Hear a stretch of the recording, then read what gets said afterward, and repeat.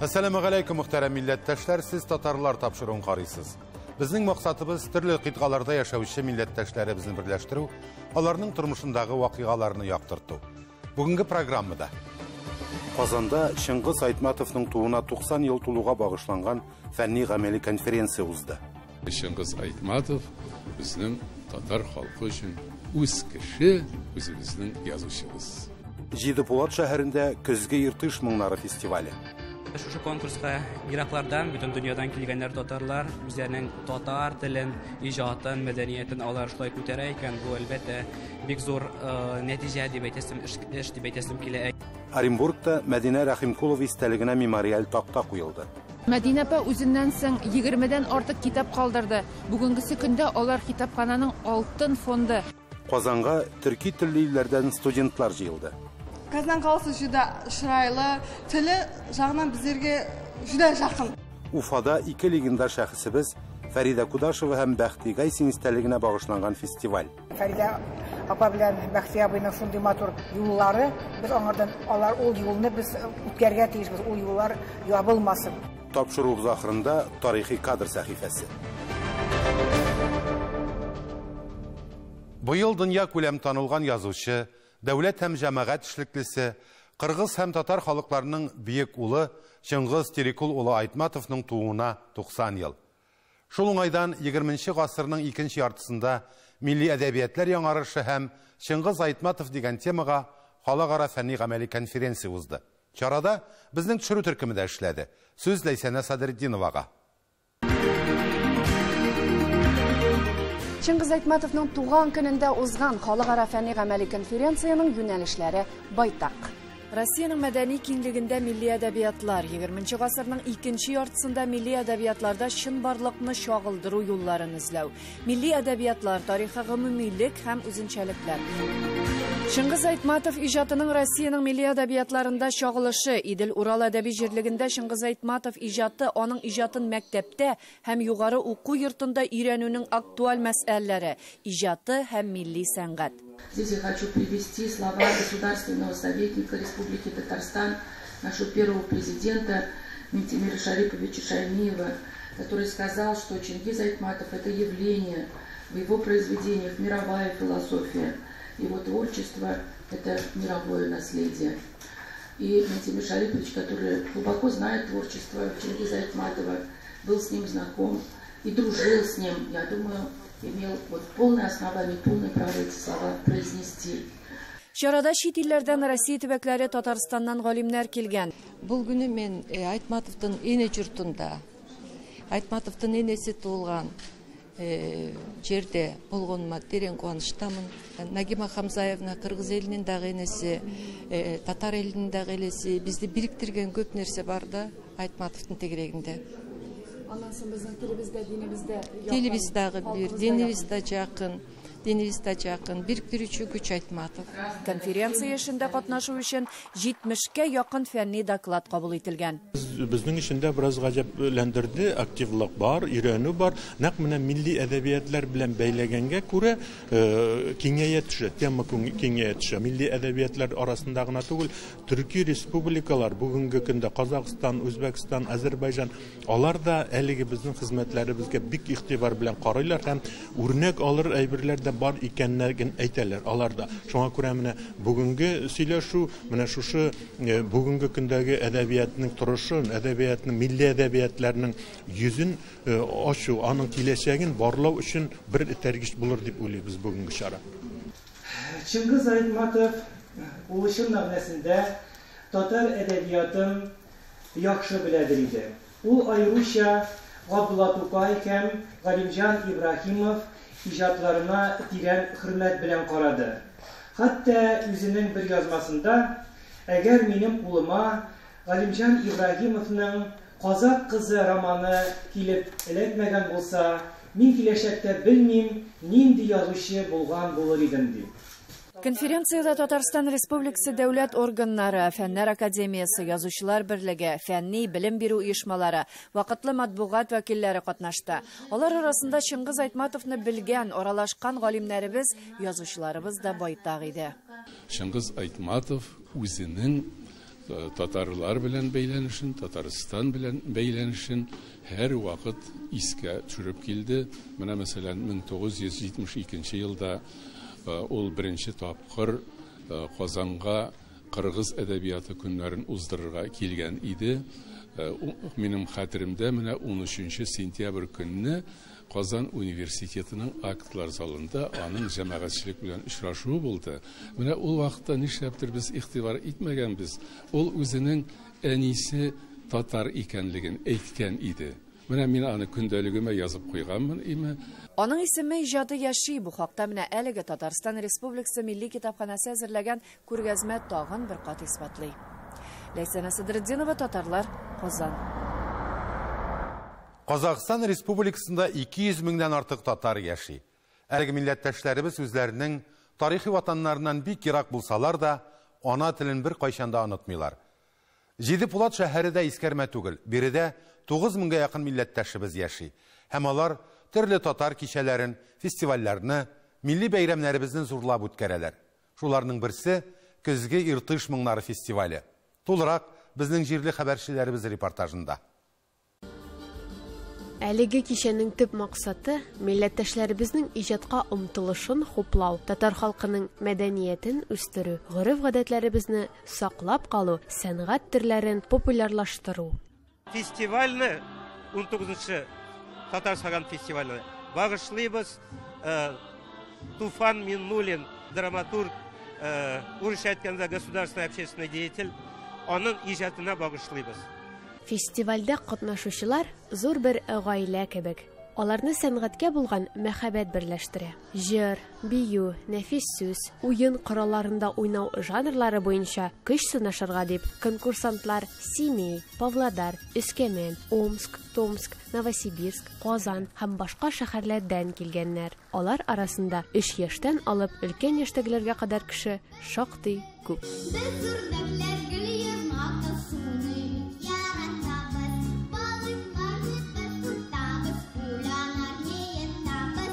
Фестивальнең ачу тантанасы Иртыш моңнары ансамбленең 30 еллыгына багышланды. Без исә әлеге ансамбльне үстергән Җидепулат шәһәренең татар сәнгать мәктәбенә дә кереп чыгарга булдык. Күптән түгел ул 25 еллык юбилеен уздырды. Мәктәп бик күп сәләтле музыкантларны тәрбияләгән һәм бу эш дәвам итә. Без шуларның берсе Руслан Тураев белән фикер алыштык. Татар сәнгать мәктәбенә 6-7 яшьтә килдем, чөнки өйдә әби байларда бер баян жаткан иде. Шул буш жатмасын өчен мине баянга бирделәр. Баянчылар триосы бар, мин җитәкчесе булам. Шул трио белән катнашабыз.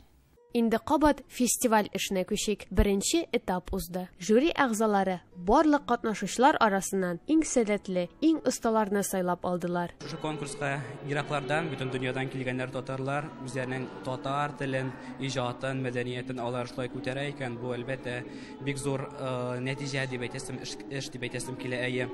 Жюри әгъзаларына да чыннан да җиңел булмады. Барлык катнашучылар да фестивальгә бик җитди әзерләнгәннәр иде. Монда безнең татар халкының элекеге җырлары, фольклор җырлары һәм башка эстрада җырлары, композитор әсәрләре куелган программага. Менә шушыны башкаралар. Бик әйбәт, бик җылы күңел белән утырдык. Сайлап алу этабы узгач, катнашучылар гала концертка әзерләнделәр. Алар аңа бик җаваплы карый. Бераз каушыйбыз да, дулкынланабыз да диләр. Без бүген кримско-татарский танец бийдек һәм хәзер биебез бию талы-талы. Без бераз гына дулкынланабыз һәм нәтиҗәләрне көтәбез. Гала-концерт зур дәрәҗәдә узды. Тамашачылар кушылып та җырладылар, я сүзсез таң калып тыңладылар. Концерт күренекле җәмгыять эшлекләре, жюри әгъзаларын, катнашучыларны, җиңүчеләрне, гран-при лауреатларын бүләкләү белән тәмамланды. Гран-прига Семей шәһәренең баянчылар триосы лаек булды. Я очень счастлив, что наше трио баянистов получило гран-при на этом конкурсе. Именно такие конкурсы вносит большой вклад в татарскую культуру.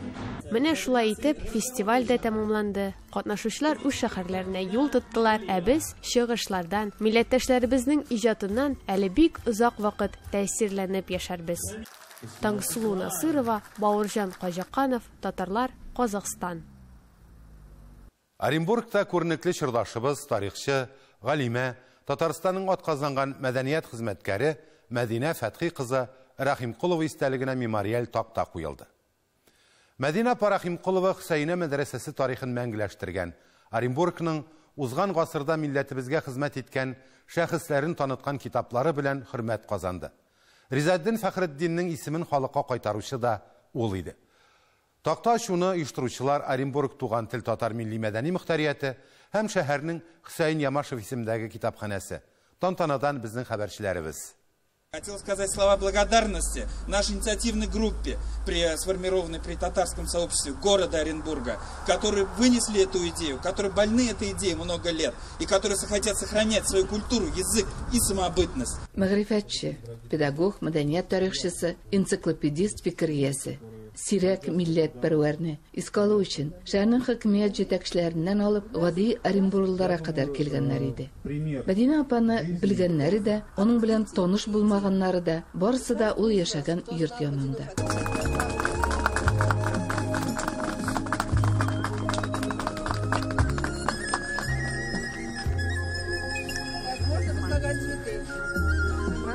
Гомре бер гасыр кысаларында узган. Шушы гасыр ичендә Рәсәй өчен барлыгы, туган милләте. Бу сирәк шәхес турында уйлаганда, ул гыйлемгә омтылып, гыйлем таратып яшәгәнен онытмыйсың. Рус-татар телләрендә уелган мәгълүмат тупланган гранит такта. Мәдинә апаның Оренбургдагы соңгы яшәү урыны булган Чечерин урамы 41-нче адреслы йорт диварына эленде. Бу йортта 1945-2000 елларда Оренбург татарлары тарихын яктыртучы Рахимкулова Мәдинә Фәтхи кызы яшәде дип язылган анда. Мәдинә апаның 100 еллыгын үткәргәндә Оренбургның туган тел оешмасы истәлек тактасын урнаштыруны үзенә максат итеп куя. 2 ел вакыт үтеп тә китә. Соңгы тапкыр Оренбург шәһәрендә 1989 елны такта куелды. Ул дәртмәнгә, аның инициаторы да, бөтен матди чыгымнарны түләүче дә Мәдинә Рахимкулова үзе булды. Гомумән ул Оренбургта 2 такта куйдырды. 86 елда Риза Фәхретдиновка һәм 89 елны дәртмәнгә. Менә шуннан соң 30 ел вакыт үтеп китте. Беренче тапкыр такта татар җәмәгатьчелеге шушы еллар эчендә Мәдинә Рахимкулованың үзенә ача. Китапларыннан тыш ул әле шәхси стипендияларда булдыра. Мәдинә апа үзеннән соң 20дән артык китап калдырды. Бүгенгесе көндә алар китапхананың алтын фонды. Алар һәр вакыт әйләнештә, кулланышта йөриләр. Аны халык белә, аны халык сорый. Тәрҗемәче булды. Бик күп шәхесләрне безгә ачты. Оренбург өчен генә түгел, бөтен татар дөньясына ул шәхесләрне танытты. Гарәп графикасына өйрәнүче төркемнәр оештырды. Конкурслар, төрле стипендиялар булдырды. Тош Карелиядан кайтарылды. Бу көнне туганнары түземсезлек белән көтте. События ждали долго, потому что вроде говорили вот, но вот камень долго искали. А так вообще все замечательно. Сәяси репрессия еллары тараткан туганнар бүгенге көндә дә сибелеп яшиләр. Репрессии 30-х годов, и ее сестры и братья, и их дети, они живут и на Украине, и в России, и в Самаре, и в Москве, и в Петербурге, и в Норвегии. Оны монда беләләр, яраталар, хәтерлиләр. Иң мөһиме, эшен дәвам итәләр. Күренекле шәхесләр тормышы белән танышу безне байыта гына дип сөйләде Мәдинә апаны күп еллар белүче ханым. Мәдинә апа бик туры сүзле кеше иде, кешелекле кеше иде. Бик якты чырайлы, бик ярдәмле кеше иде. Шундый минем шулай итеп минем шундый булып минем исемдә калды. Мәдинә Рахимкулова яшәгән 143 еллык тарихлы йорт. Шәһәрдә волонтерлар игътибарын җәлеп иткән беренче бина. Оренбургдагы Томсор Фест оешмасының эшчәнлеге нәкъ аның йортыннан башланды һәм тәртипкә китерелде.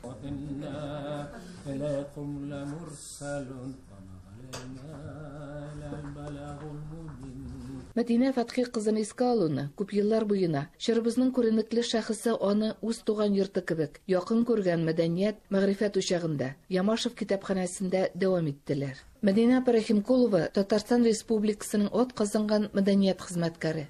СССРның география җәмгыяте әгъзасы. Күләгәдә калган күп санлы шәхесләрнең исемнәрен яктырткан кеше. Бүген инде аның шәкертләре мөгаллимәт турында бай мәгълүматны киң күләм укучыларга тәкъдим итә. Китаплар яза. Оренбургның Сайын Ямашев исемендәге китапхана татар җәмәгатьчелеге катнашында милләт анасының исемен мәңгеләштерү йөзеннән Рахимкулова укуларын оештыра. Оренбургтан Фируза Абсалямова, татарлар.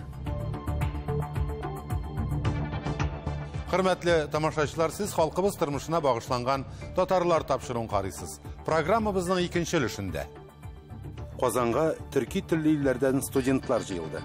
Казан қаласы жүдә шырайлы, тілі жағынан біздерге жүдә жақын. Уфада ике легендар шәхесебез Фәрида Кудашева һәм Бәхти Гайсин истәлегенә багышланган фестиваль. Фәрида апа белән Бәхти абыйның шундый матур юллары, без аңардан алар ул юлны без үткәргә тиешбез, ул юллар ябылмасын. Тапшыруыбыз ахырында тарихи кадр сәхифәсе. Казанда Россия халыклары һәм төрки телле илләрнең әдәбияты буенча укучыларның һәм студентларның халыкара фестивале узды. Программасы бик бай иде. Катнашучылар өчен түгәрәк өстәлләр эшләде, музей, күргәзмәләргә дә бардылар, төрле конкурсларда үз көчләрен сынадылар. Чараның ябылу тантанасын безнең төшерү төркемендә күреп кайтты. Сүз хәбәрчебез Динара Хәбибуллинага. Төрки телле илләр һәм Россия халыклары әдәбияты буенча студентларның һәм укучыларның халыкара фестиваленең ябылу тантанасы бара. Ул филология һәм мәдәният ара багланышлар институтында уза. Россия төбәкләреннән һәм чит илләрдән килгән катнашучылар бүген бер сәхнәдә. Фестиваль Россия Федерациясе халыкларының милли әдәбиятына багышлана. Әлеге фестивальгә 2000-нән артык укучы һәм студент теркәлү үткән. Зур чарада Россиянең 11 төбәгеннән, шулай ук Казакстан, Кыргызстан, Үзбәкстан һәм Азербайҗаннан да килгәннәр. Студентлар үзләренең фәнни мәкаләләрен тәкъдим итеп финалга үткәннәр. Йомгаклау этабында барлыгы 130 катнашучы. Мы благодарны нашим коллегам, руководителям высших учебных заведений за то, что они помогли проведению данного фестиваля. И сегодня в этом зале присутствуют победители регионального тура данного фестиваля, с чем я каждого из присутствующих поздравляю. Все вы являетесь победителями. Казан Федераль университетында үткәргән турда алар тәрҗемә эшләре белән тәрҗемә эше башкардылар һәм сәнгатьле уку конкурслары булды һәм бу трейлерлар конкурс үткәрде. Бу фестивальнең төп максаты милли әдәбиятларны саклау, үстерү, бу әдәбиятны киләчәк буыннарга җиткерү. Этот фестиваль дружбы народов, фестиваль литератур. Мы об этом узнали от заведующей нашей кафедры и сразу решили принять участие в фестивале. Подали заявку, написали научную статью и пришли в финал. Әлбәттә, бу бәйрәм көтелмәгәнчә зур бер тантанага үрелде. Белем бирү юнәлешендә, мәдәни юнәлештә бик күп чаралар, эстәмә чаралар да шушы фестивальдә катнашучылар өчен әзерләгән идек. Бик бай программа тормышка ашырылды. Россиян мин, ниндәй горурлык. Гомерем минә кирәк түгел. Су җиргә килүебездән максат бездә бу җирдә төрки теллес халыклар менән фикер алмасу һәм аларның әдәбиятындагы телендәге бер-беребезгә булган охшашлыкларны күрү һәм бездер бу җиргә килгән беренче мәртәбә Казан каласына килдек һәм бездә яхшы неменен көтү алды да яхшы общение менен көтү алды һәм бездер bundan катты куанычлымыз. Фестиваль дәвамында төрле милләт вәкилләре белән очраштык, аларның әдәбияты, мәдәнияты белән таныштык. Һәрбер милләт вәкиленә үз туган теленнән рус теленә тәрҗемә ясарга кирәк иде. Мин инде Татарстаннан буларак татар теленнән рус теленә тәрҗемә иттем. Безгә бирелде 2 текст. Ул да булса Абдулла Алишның Сыртытмас үрдәк хикәясе. Нән өзек һәм Абдулла Тукайның Шүрәле поэмасыннан өзек бирелгән иде. Литература не может существовать в замкнутом таком пространстве, и нужны просторы, расстояния, дороги. И, конечно, в первую очередь общение с читателями, с друзьями. Вот такие именно встречи, литературные праздники, мне кажется, мотивируют наших школьников, студентов, нашу молодежь, наших детей именно к углубленному изучению литературы. Җиңүчеләрне котлау тантанасында катнашучыларга диплом һәм истәлекле бүләкләр тапшырылды. Динара Хабибуллина, Татарлар, Казан. Уфаның Хөсәйн Әхмәтов исемендәге Башкортстан дәүләт филармония залында легендар җырчы, Россиянең атказанган Башкортстан һәм Татарстанның халык артисты Фәрида Кудашева һәм талантлы композитор, музыкант Бәхти Гайсинның истәлегенә 2 аккыш дигән республика конкурс фестиваленең 5 еллык юбилеена багышланган йомгаклау концерты узды. Төп оештыручылар Башкортстанның Мәдәният министрлыгы, Башкортстан татарлары милли мәдәни мөхтәрияте, Башкортстан халыклары ассамблеясы һәм халыклар дуслыгы йорты. Җыр һәм музыка бәйрәмен хәбәрчебез Рузил Имамов та күзәтте.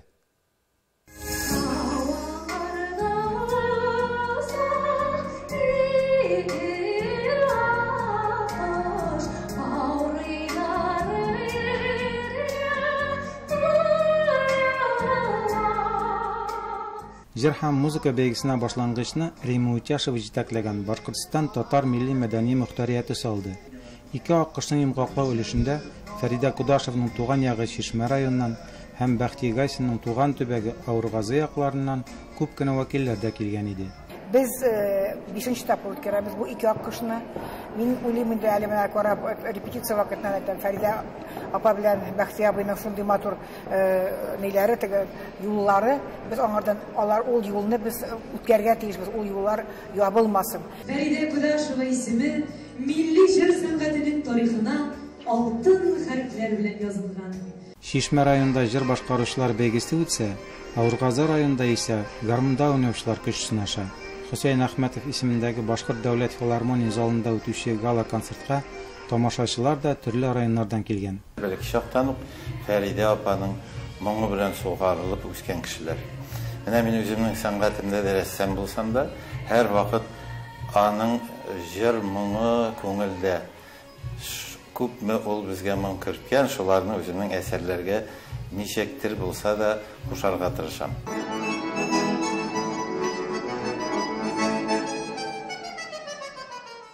Бәйрәмгә җылы теләкләрен әйтүчеләр арасында Фәрида Кудашева белән Бәхти Гайсинның якташлары да бар иде.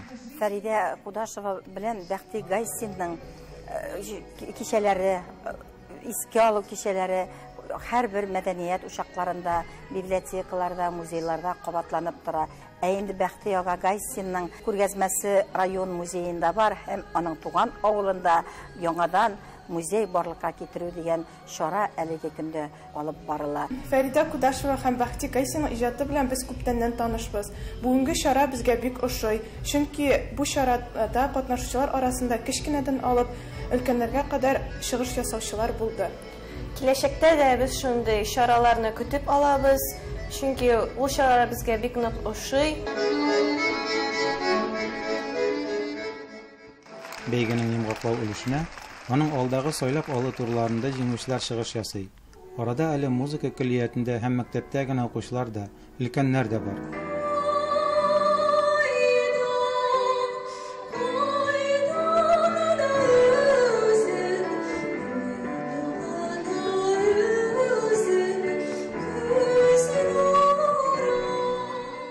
Быелгы ел башка еллардан нәрсәсе белән аерылды дисәк, быелгы елда безнең вокал бүлектә дә бик көчле чыгышлар булды, әмма анардан да көчлерәге безнең инструментта уйнаучылар булды.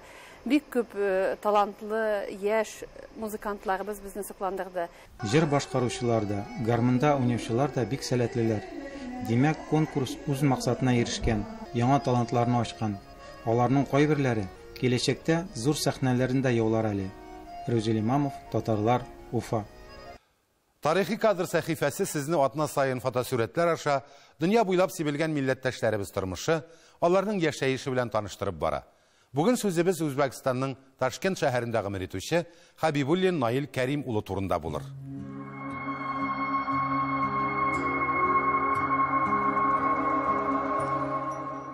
Хабибуллин Наил Кәрим улы 1933 елда Татарстанның Арча районы Иске Кишет авылында дөньяга килә. Наил 1-нче класска барган көнне аның әтисен Бөек Ватан сугышына алалар. Икесе бер арбага утырып, Наил мәктәпкә, әтисе фронтка китә. Наилнең 4 балалы әнисе сугышның ачысын да, төшесен дә татып яши ул елларда. Сыер тотулары ачтан үлмәскә ярдәм итә. 1945 елның 17 августында әтисе сугыштан исән-сау әйләнеп кайта. 1951 елда Наил Хабибуллинны Кемерово өлкәсенең Новокузнецк шәһәрендәге ФЗОга алалар һәм ул ташчы һөнәренә укып чыга. 1954 елның сентябрендә аны Совет армиясе сафларына чакыралар. Ул Иркутск өлкәсенең Ангарский шәһәрендә хезмәт итә. 1957 елда авылына кайта. Бер елда узмый, Ташкенттагы кирпеч заводына эшләргә китә. 1961 елда Ташлы районына авыр техника машиналарын йөртергә өйрәнер өчен укырга бара. Автобус көткән вакытта тукталышта булачак хатыны Кадрия белән таныша. 1962 елда бульдозерда эшләр өчен Наил хатыны Кадрия белән Магаданга китәләр. Шунда ике кызлары Клара белән Кафия туа. 1972 елда яңадан Ташкентка кайталар. Наил токарь, Кадрия сверловщица булып заводка эшкә керәләр. 2 бүлмәле фатир алалар. 1988 елда заводта 32 ел эшләгәннән соң Наил Хабибуллин лаеклы ялга чыга, ләкин эшләвен туктатмый. Аннан соң әле тагын 16 ел төрле җирдә эшләп йөри. Хәзерге вакытта ул Динара исемле бердән-бер оныкчыгының яраткан дәвәтисе. 85 яшьлек Наил Кәрим улы әле дә Үзбәкстанның Ташкент шәһәрендә гомер кичерә. Торган җирен, халкын бик ярата.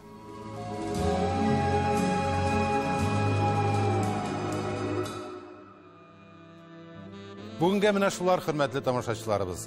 Халкыбыз тормышындагы вакыйгалар белән танышып барырга онытмагыз. Хушыгыз.